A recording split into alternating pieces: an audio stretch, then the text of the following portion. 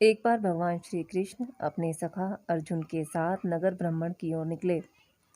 काफी देर नगर भ्रमण करने के पश्चात उन्होंने एक जंगल में एक वृक्ष के नीचे आराम करने का सोचा।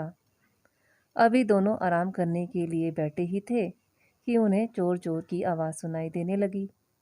अब आवाज सुनकर अर्जुन जैसे ही पीछे की ओर मुड़े, उन्होंने देखा एक व्यक्ति उनकी तरफ दौड़ा हुआ आ रहा है। अब ये देखकर अर्जुन को समझते देर न लगी कि यही चोर है, और उन्होंने आगे बढ़कर उस चोर को पकड़ लिया और उस चोर से कहा, शरीर से सक्षम होकर भी तुम्हें चोरी करते हुए शर्म नहीं आती? बस इतने में गांव वाले भी वहां पहुंच गए और चोर को उनके हवाले करने की मांग करने लग गए। तब भगवान श्री कृष्ण ने अपना और अर्जुन का परिचय देते हुए कहा कि आप इस व्यक्ति को चोर क्यों कह रहे हैं और इसने आप लोगों का क्या चुराया है? तब गांव वाले श्री कृष्ण को उत्तर देते हुए बोले, हे प्रभु, इस दुष्ट ने हमारे बगीचे से फल चुराए हैं, इसलिए इसे आप हमारे हवाले कर दीजिए। अब हम गांव वाले ही इसे सजा देंगे। तब भगवान कृष्ण ने सत्य को जानने के लिए पहले उस व्यक्ति से पूछा, क्या तुमने सच में चोरी की है, और अगर की है तो क्यों? भगवान श्री कृष्ण के पूछने पर चोर बहुत ही व्यथित स्वर में कहने लगा, हे प्रभु, मुझे बहुत जोरों से भूख लगी थी, जिस वजह से मैं ये पाप कर बैठा। उसकी यह बात सुनकर भगवान कृष्ण ने गांव वालों से कहा कि इस वक्त इसने अपना गुनाह कबूल कर लिया है और सजा के तौर पर अब यह व्यक्ति 1 माह तक आप लोगों के खेत में काम करेगा। अब इस बात को यहीं खत्म करें। 1 माह की सजा सुनते ही चोर भगवान श्री कृष्ण से कहने लगा, प्रभु, यह मेरी पहली गलती थी, इसलिए मुझे क्षमा कर दें। क्षमा की बात सुनते ही भगवान श्री कृष्ण उसकी सजा 1 माह से बढ़ाकर 6 माह कर दी। चोरी की सजा सुनने के बाद गांव वाले उस चोर को वहां से ले गए। तो दूसरी तरफ अर्जुन यह सब घटना बड़े ही ध्यान से सुन रहे थे। गांव वाले के जाने के बाद उन्होंने श्री कृष्ण से कहा कि चोर के कहे अनुसार उसकी पहली गलती थी, फिर तो आपको क्षमा मांगने पर उसकी सज़ा कम कर देनी चाहिए थी, परंतु आपने तो उसकी सज़ा को बढ़ा दिया, वह भी इतने छोटे से पाप के लिए। यह सुनकर भगवान श्री कृष्ण पहले तो मुस्कुराए और उन्होंने बताया, अर्जुन, तुम अभी जिसे छोटे छोटे पाप समझ रहे हो, वही आगे चलकर बड़े पाप का कारण बनते हैं, इसलिए इसे नज़रअंदाज करना ठीक नहीं। और अगर तुम्हें मेरी बातों पर विश्वास नहीं हो रहा तो मैं तुम्हें एक कथा सुनाता हूँ, जिससे सुनने के बाद तुम्हारी विडंबना स्वयं ही ठीक हो जाएगी। अब कथा के अनुसार एक सत्पुरुष अपनी अवस्था से दुखी होकर राजा से धन लेने की सोचकर महल की ओर चल पड़े। कई दिनों के बाद वे यात्रा करने के पश्चात जब उस नगर में पहुँचे जहाँ राजा का महल था, सुनने में आता था कि राजा बहुत ही दानवीर है, लेकिन वह केवल जरूरतमंदों और योग्य को ही दान देता था, और दान लेने वाला व्यक्ति दान के योग्य है या नहीं, यह जानने के लिए राजा ने अपने महल में प्रवेश के 4 द्वार बनवा रखे थे। राजमहल में प्रवेश करने के लिए वह ब्राह्मण सबसे पहले प्रथम द्वार पर पहुंचा। जैसे ही ब्राह्मण ने प्रथम दरवाजे की ओर प्रवेश किया, एक वैश्या निकलकर सामने आई। वैश्या ने पूछा, हे ब्राह्मण, राजमहल में क्यों जाना चाह रहे हो? तो ब्राह्मण ने उत्तर दिया, मैं राजा से कुछ धन मांगने आया हूँ। परिवार के गुजारे के लिए थोड़ी सहायता मिल जाए, इसलिए मुझे थोड़ा सा धन चाहिए और मैं राजा से मिलना चाहता हूँ। वैश्या ने कहा, आप राजा के पास धन मांगने जरूर जाएं, लेकिन इस द्वार पर राजा ने मेरा अधिकार दे रखा है। इस दरवाजे से तो बिना मेरी अनुमति के जाने का अधिकार किसी को भी नहीं है। मैं अभी काम पीड़ित हूँ, मैं उसे ही यहाँ से भीतर जाने देती हूँ जो मुझसे रमण करके संतुष्ट करे। ब्राह्मण ने सुना तो धिक्कार है धिक्कार कर कहने लगा। वैश्या ने कहा, कि फिर तो आपको दूसरे दरवाजे से जाना होगा। ब्राह्मण ने अधर्म करने से बेहतर समझा कि मैं दूसरे दरवाजे से ही चला जाता हूँ। अब जैसे ही ब्राह्मण दूसरे द्वार पर जाकर खड़ा हुआ, 2 ही कदम भीतर पड़े थे कि एक प्रहरी सामने से आया। उसने कहा, इस दरवाजे पर महल के मुख्य रक्षक का अधिकार है। यहाँ तो केवल वही प्रवेश कर सकता है जो हमारे स्वामी से मित्रता कर ले। हमारे स्वामी को मांसाहार बड़ी प्रिय है। भोजन का समय भी हो गया है, इसलिए पहले आप भोजन कर लें और फिर प्रसन्नतापूर्वक भीतर जा सकते हैं। और आज भोजन में हिरण का मांस बना है। ब्राह्मण ने कहा, मैं वेद पाठी ब्राह्मण हूँ, मांसाहार नहीं कर सकता, यह अनुचित है। प्रहरी ने साफ साफ बता दिया कि फिर आपको इस दरवाजे से जाने की अनुमति नहीं मिल सकती। किसी और दरवाजे से होकर ही आप राजा के साथ मिल सकते हैं। ब्राह्मण अब तीसरे दरवाजे की ओर पहुंचा। जैसे ही वह तीसरे दरवाजे पर पहुंचा, वहां कुछ लोग मदिरा और प्याले लिए बैठे मदिरा पी रहे थे। ब्राह्मण उन्हें देखकर घुसने लग गया। तभी एक प्रहरी आया और कहा, थोड़ा हमारे साथ मद्यपान करो, तभी यहाँ से भीतर जा सकते हो।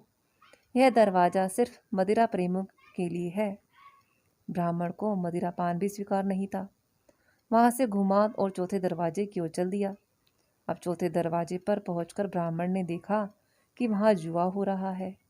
उसे बताया गया कि यह 2 जुआरियों के लिए आरक्षित है। जो जुआ खेलते हैं वही यहाँ से भीतर जा सकते हैं। जुआ खेलना भी धर्म के विरुद्ध था। ब्राह्मण बड़े सोच विचार में पड़ा। अब किस तरह भीतर प्रवेश हो? चारों दरवाजे पर तो धर्म विरोधी शर्तें रखी गई थीं और धन की भी जरूरत थी। इसके लिए भीतर प्रवेश करना भी जरूरी है। बच्चे घर में प्रतीक्षा कर रहे हैं कि कब धन लेकर आऊंगा। अब क्या किया जाए? एक तरफ धर्म था तो एक तरफ धन। दोनों के बीच घमासान युद्ध ब्राह्मण के मस्तिष्क में चल रहा था। उसने सोचा, जुआ छोटा पाप है, इसका थोड़ा सा कर लेते हैं, तनिक सा पाप होगा। मेरे पास 1 रुपया बचा है, क्यों ना इस रुपये से जुआ खेल लूं और भीतर प्रवेश कर दूं। विचारों का विश्वास रूप में बदलते अब देर न लगी। ब्राह्मण जुआ खेलने लग गया। 1 के 2 हुए, 2 के 4, 4 के 8। जीत पर जीत होने लग गई। अब पैसे आने ही लगे तो ब्राह्मण राजा के पास तो जाना ही भूल गया। अब उसका मन जुए में ही रम गया। शाम तक हजारों रुपए का ढेर जमा हो गया। शाम को जुआ बंद हुआ। ब्राह्मण ने रुपयों की गठरी बांध ली। दिन भर खाने को कुछ मिल ना पाया था। भूख भी जोरों से लग रही थी। पास में कोई भोजन की दुकान भी ना थी। पास में गलत तरीके से कमाए पैसे तो थे, बुद्धि भी अब भटकने लग गई। ब्राह्मण ने सोचा, रात का समय है, कौन देखता है, चलकर दूसरे दरवाजे पर मांस का भोजन मिलता है, वही क्यों ना खा लिया जाए। स्वादिष्ट भोजन मिलता है और पैसा भी खर्च नहीं होता, दोहरा लाभ है। जरा सा ही तो पाप है, थोड़ा बहुत पाप करने में कोई हर्ज नहीं है। और मैं तो लोगों के पाप का प्रायश्चित कराता हूँ, फिर अपने पाप की क्या चिंता है। कर लेंगे कुछ ना कुछ पाप से मुक्ति का उपाय। यही सोचकर ब्राह्मण ने मांस मिश्रित स्वादिष्ट भोजन छककर खाया। भोजन को पचाने के लिए पाचक पदार्थों की जरूरत पड़ी। तामसिक प्रकृत भोजन करने वाले अक्सर पान, बीड़ी, शराब की शरण लिया करते हैं। कभी मांस खाया तो ना था पंडित ने, इसलिए पेट में जाकर मांस अपना कर्तव्य दिखाने लग गया। अब तो उन्हें मदिरा पान की भी आवश्यकता महसूस होने लग गई। रात के अंधेरे में पाप पुण्य को ठेंगा दिखाते हुए आगे के दरवाजे पर पहुंचे। पाप हरने के प्रयासों का संकल्प लिया और मदिरा के कई प्यालियां चढ़ा ली। अब तो वह 3 प्रकार के नशे में था। धन भी काफी था, साथ में तो उन्हें धन का नशा हो चुका था। हिरण का मांस खाकर आए थे तो मांसाहार का नशा भी था। अब तो पाप को बढ़ाने वाली मदिरा भी आ गई थी। कंचन के बाद कुछ का, सुरा के बाद सुंदरी का ध्यान आना स्वाभाविक ही है। फिर पाप पुण्य के विचारों का संघर्ष शुरू हो गया। वैश्या ने रमन का न्योता दिया। पंडित जी सोचने लग गए, काम पीड़िता का रति निमंत्रण ठुकराना पाप है और पुण्य के मापदंड अब वह अपने अनुसार गढ़ने लग गए थे। शास्त्र तो काफी पीछे छूट चुके थे। फिर ध्यान आया कि वैश्यागमन भी शास्त्रों में पाप कहा गया है। क्या करें? 3 प्रकार के नशे में धुत थे। सोचा, इतने पाप हुए हैं तो एक पाप और सही। सभी पाप का निवारण इकट्ठे ही कर लूंगा। पहले दरवाजे पर पहुंचे और वैश्या के यहाँ जा विराजे। वैश्या ने उन्हें संतुष्ट किया और उसके बदले में जुए में जीता हुआ सारा धन ले लिया। एक दिन पूरा हुआ। चारों द्वारों पर व्यतीत करके दूसरे दिन प्रातःकाल ब्राह्मण महोदय उठे। वैश्या ने उन्हें घृणा के साथ देखा। कंगले का किसी वैश्या के यहाँ क्या काम? नौकरों को बुलवाकर घर से बाहर फिकवा दिया। इधर राजा को सारी सूचना पहुंच चुकी थी। ब्राह्मण फिर चारों दरवाजों पर गया और इस बार उसने हर द्वार पर खुद ही कहा कि मैं शर्तें मानने को तैयार हूँ, मुझे अंदर आने दो। लेकिन आज तो वहाँ का नियम बदला हुआ था। शर्तों के साथ भी कोई अंदर जाने देने को राजी ना हुआ। सब जगह से उन्हें केवल दुत्कार ही मिली। वह महल के प्रवेश द्वार के बाहर बैठा सोच रहा था। राजा से धन तो ना मिला, हाथ का 1 रुपया भी गया। और इस प्रकार भगवान कृष्ण ने अपनी कथा का अंत करते हुए कहा, अर्जुन से कहा, समझे, इस तरह उस ब्राह्मण को ना माया मिली और ना ही राम। जरा सा पाप करने में कोई बड़ी हानि नहीं है। यही समझने की भूल भी उसने धर्म और धन दोनों गंवा दिए। कोई भी व्यक्ति 2 के समक्ष कुछ नहीं छुपा सकता। एक तो दोस्तों वह खुद और दूसरा ईश्वर। आपकी अंतरात्मा आपको कहीं बार हल्का सा ही सही एक संकेत तो जरूर देती है ना कि आप जो कर रहे हैं वह ठीक है या नहीं। कहीं लालच में फंसे हम अंतरात्मा की उस आवाज़ को दबाते जाते हैं। अंतरात्मा की आवाज़ जब धीरे धीरे धीमी होती जाती है, एक दिन ऐसा आता है कि हमारी अंतरात्मा हमें टोकना ही बंद कर देती है। बस समझ लीजिए कि उस दिन आप पूर्ण रूप से पापी बन चुके हैं।